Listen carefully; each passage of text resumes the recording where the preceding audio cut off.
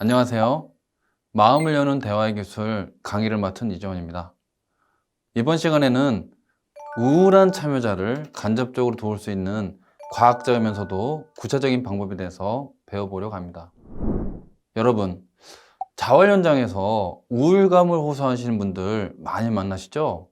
특히 병원에 입원하실 정도는 아니지만 간헐적으로 심해지는 우울감 때문에 힘들어하시는 참여자분들이 계시는데요. 제대로 된 조언 한마디 못해서 답답하고 안타까웠던 경험 한 번쯤은 있을 겁니다.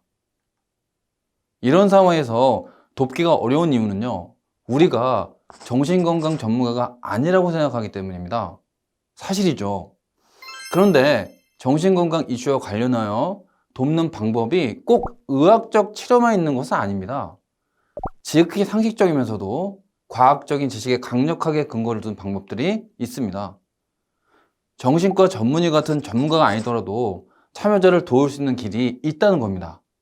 이번 시간에는 이 길을 함께 걸어가 보겠습니다. 우울이란 무엇일까요? 사실 의학적으로 말하자면 우울이 생기는 원인을 아직 정확하게 다 알지는 못한다고 합니다. 그래서 우울을 학문적으로 정의하기도 쉬운 일이 아닙니다. 그런데 이 수업의 목적은 학문적으로 우울을 이해하는 것이 아니고 우울한 사람을 구체적으로 돕는 방법을 배우는 것이므로 우울을 간단하게만 정의하고 넘어가겠습니다. 자, 우울이란요, 큰 슬픔을 느끼고 혹은 큰 슬픔을 느끼거나 활동에 대한 흥미나 즐거움이 감소하는 상태를 지칭합니다. 삶이 전반적으로 하강나선을 그리는 상태, 다시 말해서 회오리 치면서 아래로 떨어진 상태를 가리키는 겁니다. 어떤 드라마에 우울증에 걸린 여주인공이 있었습니다. 이 여주인공이 경험하는 우울증은 비유하자면 불이 꺼지는 경험입니다. 불이 꺼지면 여러분 어떻게 되죠? 자는 거죠. 육체적으로도 정신적으로도 생기와 에너지를 모두 잃고 피곤하고 무엇이든 하고 싶지 않고 그냥 자고 싶은 겁니다. 사실 어떤 사람들은요, 우울이란 20세기 이후에 제약업계가 사실상 발명한 질병이라고도 말합니다. 왜냐하면 수천 년 동안 인간은 우울을 경험해 왔지만 간단하게 알약을 먹으면 난다는 관념은 완전히 새로운 것이거든요. 채집 생활을 하면서 동굴에서 살던 선사시대는 어땠을까요? 그냥 견디는 방법 외에는 우울에서 빠져나올 수 있는 방법이 딱히 없었을 겁니다. 그런데 달리 말하자면 어느 정도 시간이 지나면 대부분은 저절로, 즉 자연스럽게 나아지거나 때로는 완전히 낫는 질병이었을 겁니다. 치료 방법도 딱히 없었지만 대개는 저절로 낫는 병이었던 거죠. 어쨌든 우울이 무척 흔한 질병은 맞는 것 같습니다. 통계에 따르면 매년 미국인 중 절반이 우울증에 걸린다고 합니다.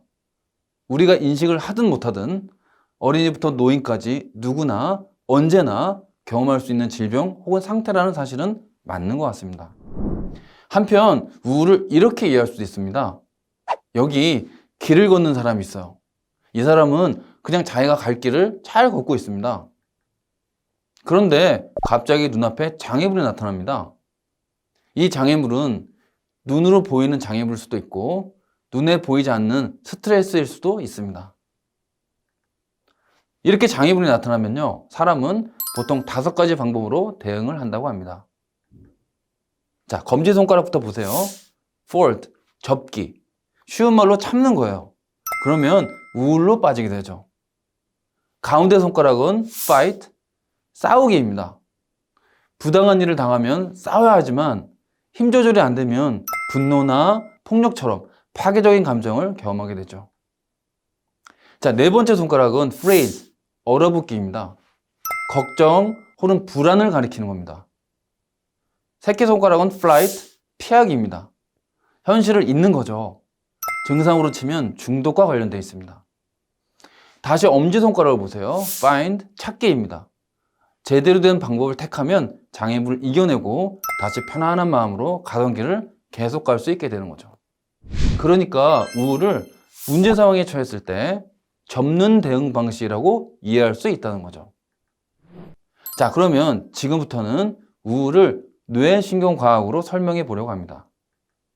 뇌신경과학에서는요, 우울을 우리 몸 특히 뇌에서 분비되는 신경 전달 물질과 호르몬이 다양하게 서로 간섭하여 작용하면서 일어난 상태라고 봅니다. 이런 화학 물질이 두뇌 속에 존재하는 감정회로, 생각회로, 행동회로에 영향을 끼쳐서 우울한 마음이 생기고 유지된다고 보는 겁니다. 지금 보시는 화면의 왼편에는 특정한 활동명이 적혀 있고 오른편에는 그런 활동을 하면 생성되는 신경 전달 물질과 호르몬이 적혀 있습니다. 예컨대 우리가 수면을 잘 취하면요, 스트레스를 조절하는 호르몬인 노르에피네프린이 분비되고요, 스트레스 호르몬이라고 불리는 코르티솔은 적게 분비됩니다. 이 관계망처럼 우리는 어떤 신경 전달 물질과 호르몬이 우울한 상태를 만들어내는지를 이해하기보다는 거꾸로 의학적인 치료 외에 어떤 일상적인 활동이 우울한 상태를 어떻게 벗어날 수 있도록 도와주는지를 이해해야 합니다. 다시 말해서 우리는 참여자분들께서 우울하다고 호소하실 때 어떡하지? 하면서 당황하거나 우물쭈물하지 말고 생활 속에서 우울 스위치를 끌 수 있는 방법을 제안하는 겁니다. 민간요법 같은 방법 말고요, 과학적으로 효과가 증명된 방법을 제안하자는 거죠. 여기서 한 가지 주의하실 점은 우리 참여자분들은 로봇이 아니라는 겁니다. 지금부터 공부하는 내용은 일반적으로 그렇다는 말일 뿐 사람마다 우울 스위치가 잘 꺼지는 방법은 다 다르다고 합니다. 그래서 이런저런 방법을 하나씩 시도하면서 각자 자신에게 맞는 방법을 찾을 수 있도록 도와드려야 하는 겁니다. 그리고 또 한 가지, 사람은요, 다양한 구성 요소가 굉장히 복잡하게 구성된 존재입니다. 그래서 어느 한 부분에서 작은 변화가 생겨나면 다른 부분에도 큰 변화를 줄 수 있죠. 나비가 펄럭이면 태풍이 일어날 수도 있다는 말처럼요. 그러니까 지금부터 알려드리는 방법을 시시하다고 여기지 마시고 참여자분들에게 적극적으로 권하시길 바랍니다. 본격적인 내용이 들어가기 전에 갑옷을 입혀드릴까 합니다. 바로 여러분이 우울 스위치를 끌 수 있는 활동에 대해서 권유하실 때 참여자분들께서 거부하거나 회피하시면서 하실 수 있는 핑계를 깰 수 있는 반대 논리를 가르쳐 드릴게요. 첫 번째 핑계, 저는 그거 할 수 있는 상태가 아니에요. 말 그대로 심신이 너무 미약해져 있거나 어디가 아픈 상태일 때 우리가 권하는 활동을 할 수 없다고 말씀하시는 겁니다. 이런 경우에는 우선 활동을 시작할 수 있도록 유도해야 합니다. 예컨대 운동이라면 복장을 다 갖춰 입고 운동장에 나가서 뛰는 활동이 아니라 집안에서 바로 할 수 있는 것부터 하실 수 있도록 돕는 거죠.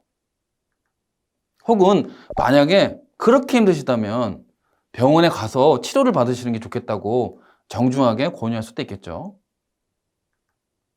두 번째 핑계, 시간이 너무 오래 걸릴 것 같아요. 자, 어렵지 않은 말이죠?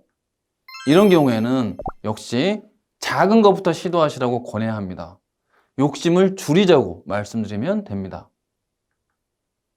그리고 의지는 있는데 시간을 비효율적으로 쓰는 습관 때문이라면 일정표를 작성해서 시간을 관리해보자는 말씀을 드릴 수도 있겠습니다. 세 번째 핑계, 돈이 너무 많이 들 것 같아요. 이거 역시 어렵지 않은 말이죠. 그렇다면 이 말씀을 드려야죠. 우선요, 시작하는 게 중요해요. 자, 네 번째 핑계, 힘이 많이 들 것 같아요. 이런 말씀에는 우선 충분하고 건강하게 주무시라고 권유할 수 있겠습니다. 그리고 혹시 괜찮으시다면 사람들과 함께 하실 수 있도록 도울 수도 있겠습니다. 왜냐? 함께 하면 힘이 덜 들 수도 있으니까요. 다섯 번째 핑계, 하고 싶은 마음이 안 생겨요. 굉장히 강력한 핑계죠. 끝까지 하고 싶지 않은 사람에게 동기를 부여하기란 쉽지 않습니다만 이 핑계에 대한 가장 좋은 답변은 그냥 해보세요 라는 답변입니다. 우리는 무엇이든 하고 싶은 마음이 먼저고 그 다음에 움직일 수 있다고 생각하는데요. 실상은 그렇지 않을 때가 많습니다. 하기 전에는 좋은지 몰랐는데 막상 해보니까 좋은 게 얼마나 많죠. 혹은 상황이나 환경을 좀 바꿔보시라고 권유하는 방법도 있겠습니다. 아무래도 상황이나 환경이 바뀌면 분위기가 바뀌어서 동기가 생길 수도 있거든요.